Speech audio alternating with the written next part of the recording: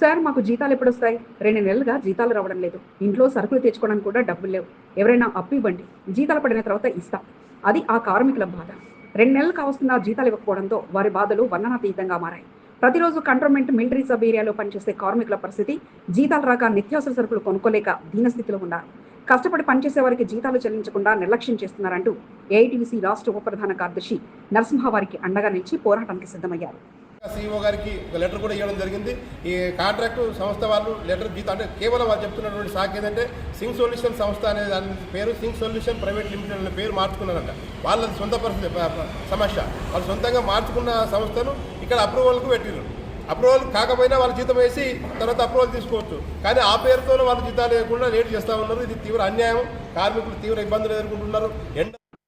ఇక్కడ చూస్తున్న వీరంతా కంటోన్మెంట్ బోర్డు పరిధిలో మిలిటరీ సబ్ ఏరియాలో పరిసరాలను శుభ్రంగా ఉంచే కార్మికులు. గత కొన్ని నెలలుగా సబ్ ఏరియా ప్రాంతంలో కాంట్రాక్టు కార్మికులుగా పనిచేస్తున్నారు. కాంట్రాక్టు ప్రతి నెల 7వ తేదీన కార్మికులకు జీతాలు చెల్లించాల్సి ఉంటుంది. అయితే ఏప్రిల్ నుంచి కార్మికులకు జీతాలు రాకపోవడంతో ప్రతిరోజు తమకు జీతాలు పడ్డాయా అని తోటి కార్మికులను అడిగి తెలుసుకుంటూ ఆవేదన వ్యక్తం చేస్తున్నారు. రెక్కాడితే కానీ డొక్కాడని పరిస్థితి వారిది కావడంతో 2 నెలలు కావస్తున్నా జీతాలు పడకపోవడంతో కిరాయిలు కట్టుకోలేక నిత్యావసర సరుకులకు పైసలు లేక అప్పులిచ్చే వారి కోసం ఎదురు చూస్తున్న పరిస్థితి వారిది.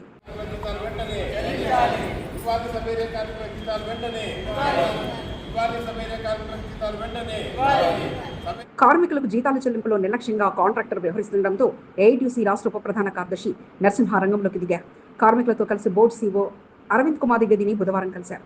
గత నెల జీతాలు పడలేదని, ఈ నెల చివరి తారీఖున చేయిందని, అయినప్పటికీ జీతాలు వేయకపోవడంతో కార్మికుల ఇబ్బందులకు గురవుతున్నారని సీఈఓకు నరసింహ వివరించారు. కాంట్రాక్టర్ పేరు మార్పు కారణంగా జీతాలు చెల్లించలేదని, త్వరలో చెల్లింపు ప్రక్రియ పూర్తవుతుందని సీఈఓ తెలిపినట్లు నరసింహ తెలిపారు. అయితే పేరుకు జీతాలకు సంబంధం లేదని, రోజువారీ పనులు చేసుకునే వారికి జీతాలు ఆపడం సరికాదని నరసింహ ఆవేదన వ్యక్తం చేశారు. వెంటనే కార్మికుల జీతాలు చెల్లించాలని, లేని పక్షంలో లేబర్ కోర్టును ఆశ్రయించాల్సి వస్తుందని నరసింహ హెచ్చరించారు.